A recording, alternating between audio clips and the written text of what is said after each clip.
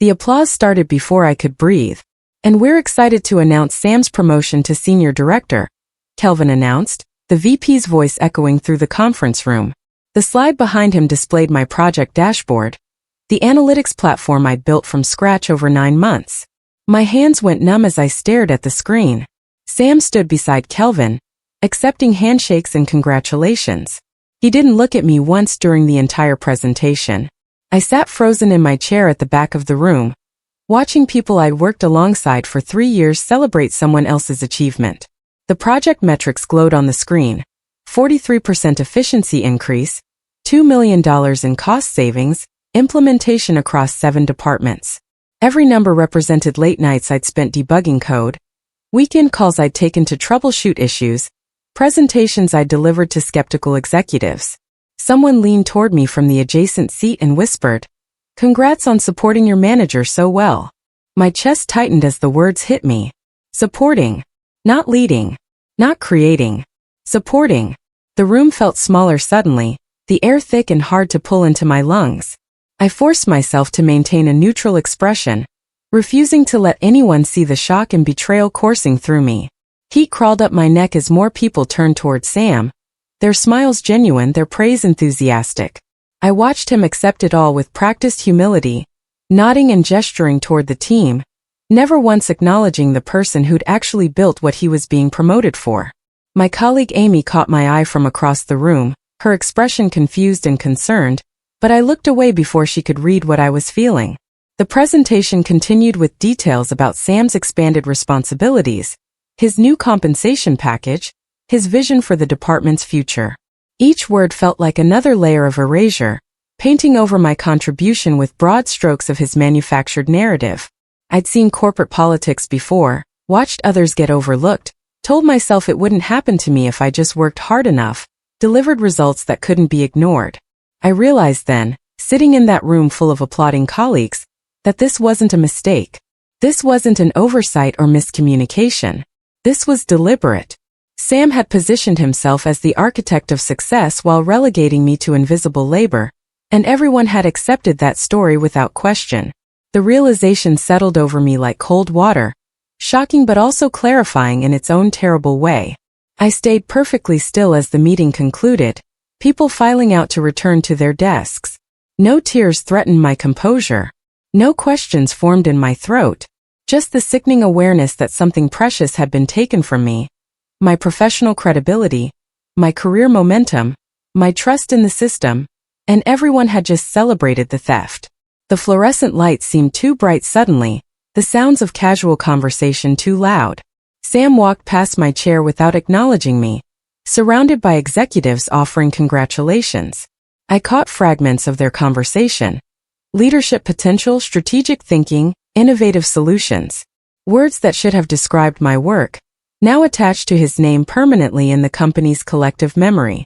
The documentation would reflect his promotion as earned through the analytics project, cementing a false history that I'd have to live with or fight against. Amy approached as the room emptied, her footsteps hesitant. "That was your project, wasn't it?" she asked quietly, her voice barely above a whisper. I nodded, not trusting my voice yet to remain steady. "What are you going to do?" I looked at her, seeing the same helpless frustration I felt reflected in her eyes. "I don't know yet," I answered honestly. But even as I said it, something cold and determined was settling into place beneath my shock. This is the story of how my manager blocked my promotion to secure his own, how he systematically erased my contributions to build his career, and how one thing he overlooked in his careful planning cost him everything. It's about documentation and patience, about understanding that the loudest voice in the room isn't always the most truthful, and about learning that sometimes the best revenge is simply letting people discover the truth themselves. What Sam didn't realize was that I'd been trained as an auditor before transitioning into technology. I understood evidence chains, verification processes, and the importance of maintaining independent records. While he'd been focused on taking credit publicly, I'd been quietly building an archive of proof that told a very different story.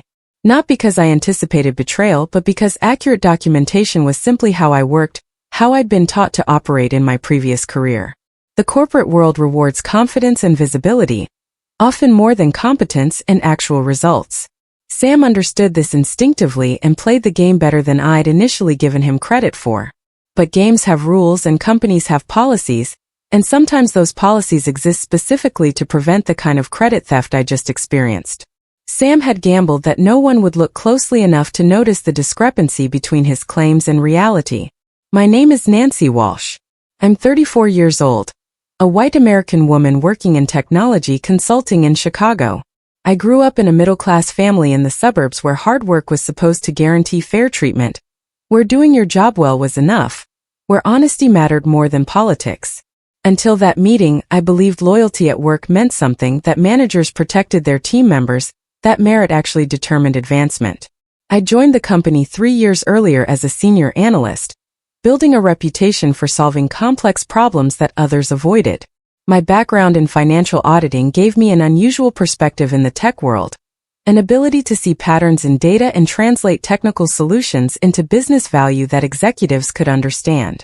Sam had recruited me personally from my previous firm, promising opportunities for growth and visibility on high-impact projects. For the first 2 years, that promise seemed genuine. He included me in strategic discussions, introduced me to senior leadership, and publicly acknowledged my contributions in team meetings and company communications.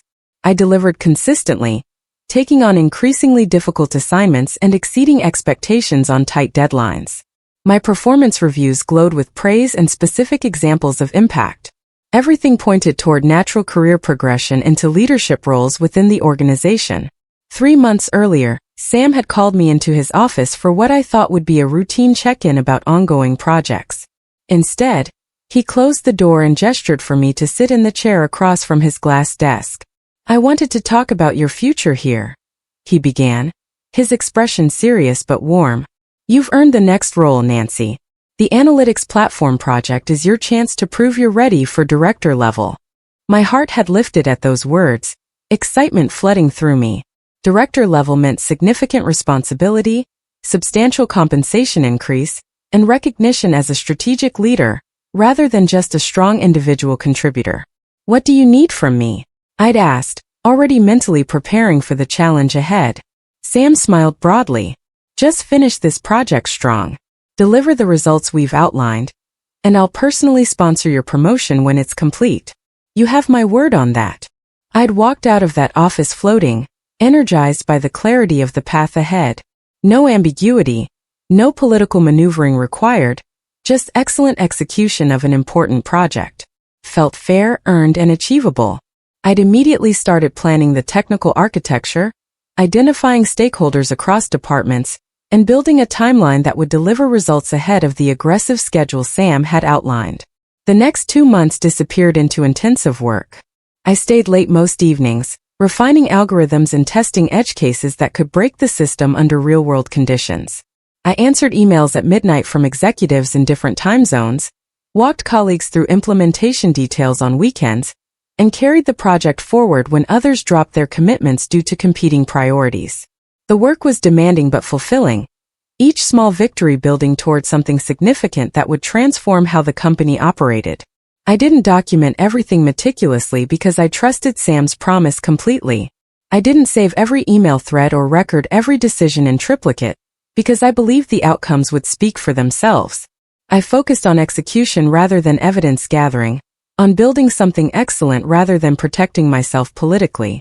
In retrospect, that trust was naive, but it felt right at the time, felt like the kind of collaborative relationship that should exist between a manager and team member.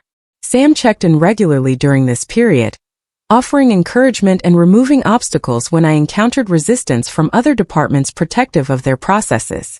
He seemed genuinely invested in the project's success and by extension my success. I updated him weekly on progress, shared technical details he claimed to find fascinating, and included him in presentations to executives who needed to approve resources or address concerns. About a month before the announcement meeting, I started noticing subtle changes in how Sam operated around the project. Meetings I'd been attending regularly suddenly got rescheduled without me, with decisions made offline that I'd discover only when implementation became difficult or impossible. When I asked about the changes, Sam explained them away as scheduling conflicts or attempts to shield me from political discussions, so I could focus on technical work without distractions. Small comments began appearing in emails where Sam would phrase my updates as our progress, or the team's achievements rather than specifically crediting the work I was doing. At first, I attributed this to normal management behavior, representing the collective effort rather than highlighting individuals. Managers were supposed to think in terms of team outcomes, I reasoned. It didn't feel malicious, just slightly uncomfortable in ways I couldn't quite articulate. Technical questions that Sam had previously directed to me started getting answered by him in meetings, often with less accuracy than I would have provided but with more confidence than the situation warranted. I told myself I was being paranoid, that my insecurity was making me read too much into normal management dynamics. I didn't want to be the person who complained about not getting enough credit, who seemed territorial or difficult to work with. The morning after the promotion announcement, I arrived at my desk early, hoping to process what had happened in relative privacy before the office filled with people and their questions. I was staring blankly at my computer screen when Sam appeared beside my cubicle, coffee cup in hand, looking relaxed and energized. "Couldn't have done it without you, Nancy," he said casually, as if acknowledging my contribution to his breakfast rather than my career being derailed. My stomach turned violently at the offhand comment, the easy dismissal of what had been stolen. "Congratulations," I managed to respond, my voice flat and emotionless. Sam didn't seem to notice the tone, already turning to greet another colleague walking past with the same cheerful energy. That interaction lasted perhaps 15 seconds, but it fundamentally changed something inside me. The shock from yesterday crystallized into cold, focused anger. I'd spent years believing that good work would be recognized, that merit mattered, that fairness existed in professional environments if you just performed well enough. Sam's casual exploitation shattered those beliefs completely. This wasn't a misunderstanding that could be cleared up with honest conversation. This was calculated theft, and he felt entitled to it, comfortable enough to thank me for enabling his advancement while blocking mine. The audacity of it was almost impressive in its cruelty. I didn't confront Sam about what had happened, didn't send emotional emails or cry to coworkers about the injustice. I understood instinctively that visible anger would only damage my position further, marking me as difficult or emotional or unable to handle corporate realities. Instead, I went home that evening, opened my laptop at my kitchen table, and made a deliberate decision about how to respond to this situation. I would not react emotionally. I would observe carefully. I would document systematically. And I would wait for the right moment to let the truth emerge on its own terms. Sam had made a mistake in assuming I'd accept this quietly, but he'd made a bigger mistake in underestimating what I was capable of when motivated by principle rather than just career advancement. He didn't know about my audit background, didn't understand how I thought about evidence and verification. My audit training had taught me that most fraud unravels not through dramatic confrontations, but through careful documentation and patient evidence gathering. People who lie about their achievements eventually contradict themselves, especially when they don't actually understand the work they're claiming credit for. Sam would make mistakes, and I needed to be ready to document them systematically when he did. I began reconstructing everything related to the analytics project, pulling together scattered evidence into a coherent timeline that told the true story. Draft documents saved on my computer showed the evolution of ideas, with timestamps proving when concepts had originated. Email threads demonstrated who had actually made technical decisions and solved implementation problems. Meeting notes I'd kept for my own reference revealed which questions Sam had asked versus which he'd answered, showing his superficial engagement. What I lacked in public credit, I methodically rebuilt through private proof. Every feature in the final platform could be traced back to specific problems I'd identified and solutions I'd designed. Every efficiency gain had originated from analysis I'd conducted and implemented. The architecture reflected my understanding of the business requirements, not Sam's superficial engagement with the project details that he'd only absorbed through my weekly updates. I created a detailed timeline documenting my role in every significant decision, cross-referenced with emails and documents that verified my account independently. I organized everything into clear categories: technical design, stakeholder management, implementation oversight, and problem resolution.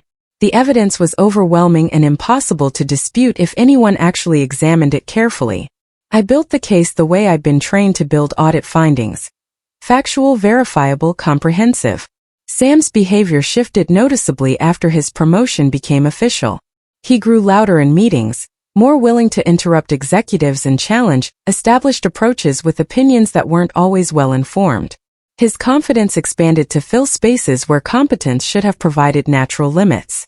He volunteered strong opinions on technical topics he didn't fully understand, relying on jargon and confident delivery to mask the gaps in his knowledge. I watched this transformation with fascination and growing certainty that his overconfidence would eventually create problems. People who genuinely understand complex systems tend toward humility because they recognize how much they don't know, how many edge cases exist, how fragile technical solutions can be. Sam's increasing arrogance signaled exactly the opposite, someone operating beyond their actual expertise and not recognizing the danger in doing so. His dismissiveness toward me became more pronounced as well. In team meetings, he'd cut me off mid-sentence or redirect conversations away from technical details I was trying to explain. The dynamic had shifted completely. Before, he'd positioned himself as my mentor and advocate. Now I'd become invisible again, useful only when he needed something specific, otherwise irrelevant to his continued advancement up the corporate ladder. In a leadership sync meeting 2 weeks after Sam's promotion, the chief technology officer asked a detailed question about how the analytics platform handled data governance compliance. It was a technical question that required understanding the underlying architecture, not just the user interface that executives saw in demonstrations. Sam answered vaguely, talking about robust controls and industry best practices without providing actual specifics about implementation. Eyes around the conference table gradually drifted from Sam toward me, seeking the real answer to a question that mattered for regulatory compliance and potential legal liability. I felt the weight of their attention but stayed silent, watching Sam try to fill the space with confident-sounding generalities that didn't actually address what had been asked. The silence stretched uncomfortably until the CTO moved on to other topics, clearly unsatisfied but willing to table the discussion. The meeting exposed something important that I filed away mentally. Sam could present results and claim credit convincingly, but he couldn't defend or explain the work at a technical level because he genuinely didn't understand it. That gap hadn't mattered when I was available to provide backup support quietly. Now, as a promoted leader expected to operate independently, his limitations were becoming visible to people who mattered. After the meeting concluded, Sam followed me back to my desk, his expression somewhere between frustrated and accusatory. "You could have helped in there," he said quietly, glancing around to make sure others weren't listening. When the CTO asks technical questions, the team needs to support each other. I looked at him directly, keeping my voice soft but clear. "You didn't need me anymore, Sam." That's what the promotion announcement communicated. Something flickered in his eyes, uncertainty maybe, or the first recognition that our previous dynamic had fundamentally changed in ways he hadn't anticipated. "Don't be like that," he said, attempting a tone that might have worked before, friendly and collegial. "We're still colleagues, still working toward the same goals." I nodded slowly. "Of course. I just think it's important that leaders demonstrate they understand what they're leading. Builds credibility." Sam stared at me for another moment, clearly trying to determine if my response contained hidden meaning or just professional observation. He walked away without responding further, and I returned to my computer screen, feeling the cold satisfaction of a small boundary established. He wanted my continued support without acknowledging what he'd taken. That arrangement no longer worked for me. What Sam had forgotten or perhaps never fully understood was that company policy required independent validation for promotion-linked performance claims. When managers nominated team members for advancement based on project outcomes, someone outside the direct reporting chain had to verify that the claimed contributions were accurate. It was designed to prevent exactly the kind of credit theft I'd experienced, though the policy was often treated as a formality. Guess whose name still sat on the validation line for Sam's promotion paperwork? Mine. As the project's technical lead, I was the designated validator for anyone claiming credit for its results. Sam had apparently assumed this was a mere formality, that I'd sign off automatically because refusing would make me look petty or vindictive. He'd miscalculated badly on that assumption. I hadn't signed the validation form yet because HR moved slowly through various approval chains, and the paperwork was still working through bureaucratic processes. But eventually, someone would contact me to verify Sam's claimed contributions to the analytics platform. When that happened, I'd have a choice. I could sign dishonestly, enabling the false narrative. Or I could tell the truth and document it thoroughly. When the compliance team finally requested documentation supporting Sam's promotion, he initially waved it off as bureaucratic red tape that didn't require serious attention. I learned this from Amy, who worked in the department handling the review. He seemed annoyed that anyone would question his accomplishments, she told me quietly over coffee in the break room. Acted like verification was insulting, beneath someone at his level. That same week, I received an email from the compliance officer asking me to submit materials validating the performance claims in Sam's promotion package. The request was professional and routine, simply asking for documentation of his contributions to the analytics platform project. I read it 3 times, understanding that my response would determine everything that followed, that this was the moment I'd been preparing for. I submitted everything I'd been compiling over the past weeks. Calmly, factually, completely. The timeline showing decision points and who made them. The email threads demonstrating problem-solving ownership. The technical design documents with my name in the metadata. The presentations I delivered that Sam later claimed credit for. I didn't editorialize or make accusations. I simply provided evidence of what had actually happened, letting the facts speak for themselves. Days passed after my submission, then a full week, then 2. Sam continued joking about red tape and bureaucratic delays whenever someone asked about the final approval of his promotion. He seemed unconcerned, confident that his position was secure, and that this was merely an administrative formality. I felt tension coiling tighter inside me with each day, wondering if the evidence would matter, if anyone would actually care enough to investigate thoroughly. I continued my regular work, taking on new assignments and maintaining professional relationships, but everything felt suspended in strange anticipation. Amy checked in periodically, asking if I'd heard anything. I hadn't. The compliance review was confidential, and I wasn't entitled to updates about its progress or conclusions.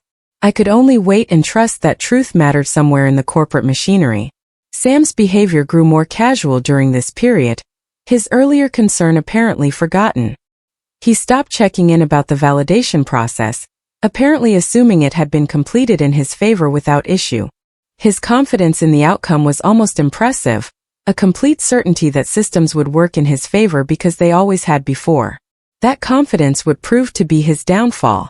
Leadership announced a comprehensive review 3 weeks after I submitted my documentation, not just of the analytics platform project, but of decision ownership and contribution attribution across the entire initiative.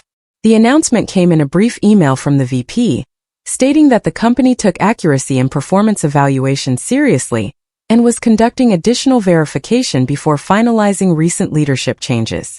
Sam's smile finally faltered when he read that email. I watched his expression shift from confusion to concern as he reread the message, perhaps beginning to understand that something had gone wrong with his carefully constructed narrative. He immediately scheduled meetings with HR and his own manager, trying to understand what was happening and presumably to control the situation before it spiraled. The office atmosphere changed noticeably as people realized something significant was occurring. Whispered conversations happened in hallways, speculation about what the review might uncover.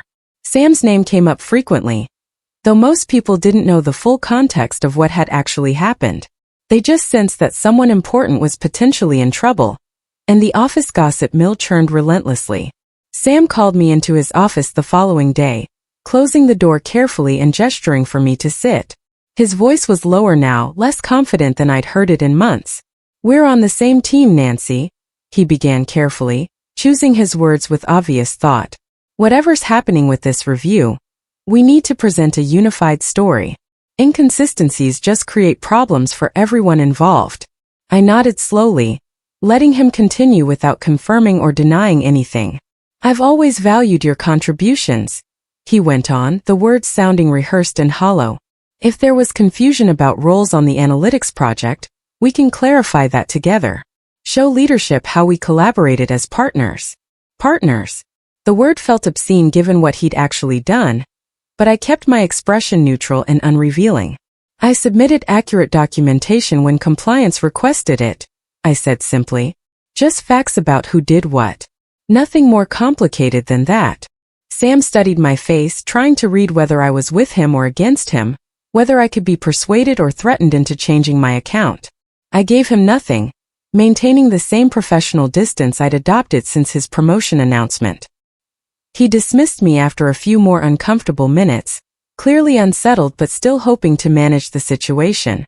Trying to defend himself, Sam sent leadership a detailed timeline of the analytics project, explaining his role and contributions in terms designed to justify his promotion. The document was confident and specific, claiming credit for technical decisions, stakeholder management, and implementation oversight. It was also demonstrably false in multiple places, contradicting documented records that I'd already submitted to compliance. The fatal mistake wasn't lying exactly. It was lying in writing, creating a permanent record that could be compared against objective evidence. Sam's timeline claimed he'd designed the core architecture in meetings I had detailed notes from, showing I proposed the solutions he was claiming. It attributed stakeholder presentations to him that email confirmations proved I'd delivered. It placed him in decision-making roles that calendar records showed he hadn't attended. I forwarded the original versions of everything Sam's timeline misrepresented, not to embarrass him, but to provide complete information to the people conducting the review. Each correction was factual and verifiable, supported by timestamps and independent documentation that couldn't be disputed or explained away. The pattern was clear to anyone examining the evidence objectively. Sam had systematically claimed credit for work he hadn't done. Sam stopped showing up to regular meetings the following week. His calendar became blocked with vague placeholder appointments that prevented people from scheduling time with him. When I walked past his office, the lights were off and off even during normal business hours.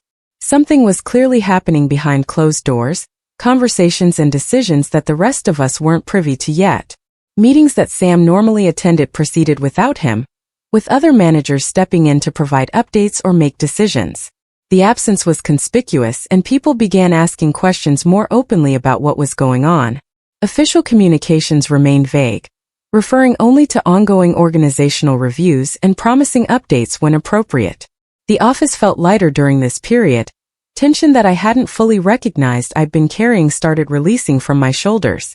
Whatever was happening to Sam, I wasn't involved in actively making it worse. I'd simply told the truth when asked, provided evidence when requested, and let the system work as it was designed to work. The outcome was beyond my control now. Sam's promotion was rescinded first. An email went out announcing that recent organizational changes were being adjusted, based on additional information that had come to light during routine verification processes. No details, no names mentioned, just corporate language that signaled something significant had happened. Then his director role was eliminated in a restructuring. Then his access badge stopped working one morning when he tried to enter the building. There was no dramatic announcement, no public firing or humiliating exit.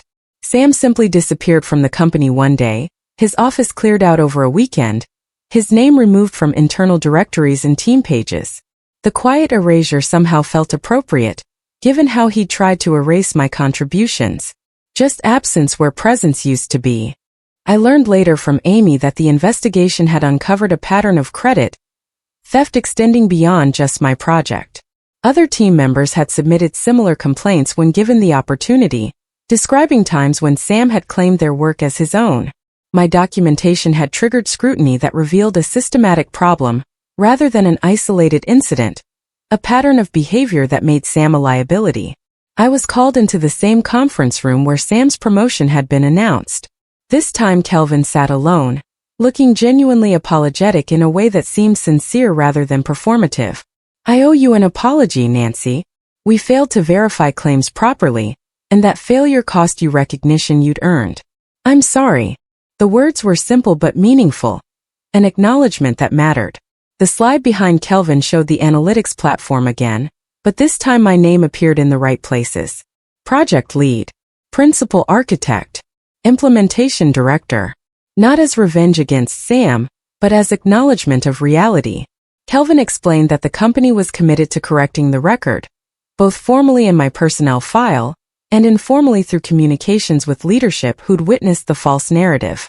We'd also like to offer you the director promotion you should have received months ago, Kelvin continued. Different division, new leadership team, fresh start without the complications of this situation. I felt something shift inside me, vindication mixed with exhaustion mixed with cautious hope that maybe the system could work correctly sometimes, that truth could prevail. I accepted the promotion, but negotiated for placement in a different division entirely, one led by executives I'd researched carefully and found to be genuinely invested in developing their teams ethically. New leadership meant no shadows from what had happened with Sam, no lingering awkwardness with people who'd witnessed my erasure and failed to question it.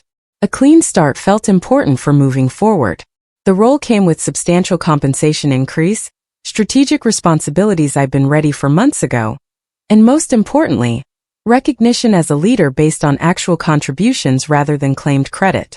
My first day in the new position felt surreal, introducing myself to a team that knew my reputation from the analytics platform work and respected what I'd accomplished.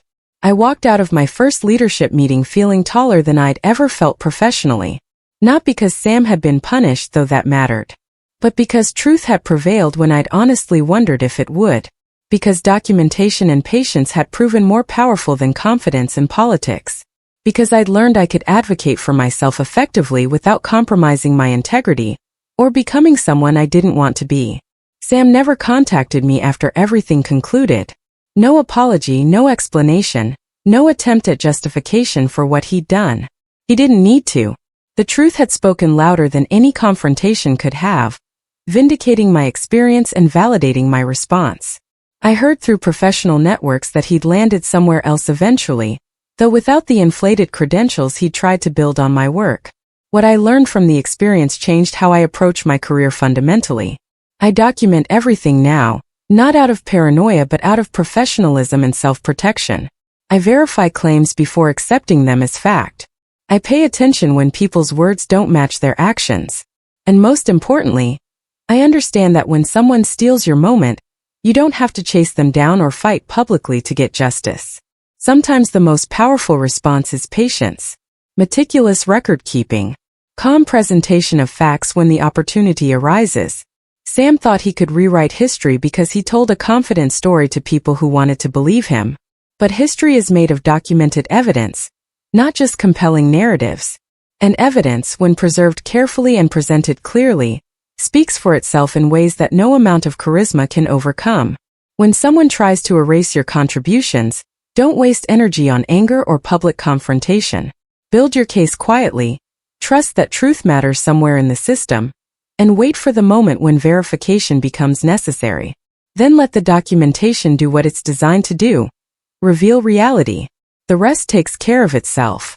I learned that truth, patience, and documentation are more powerful than any amount of corporate politics or stolen credit. And that lesson has served me well ever since.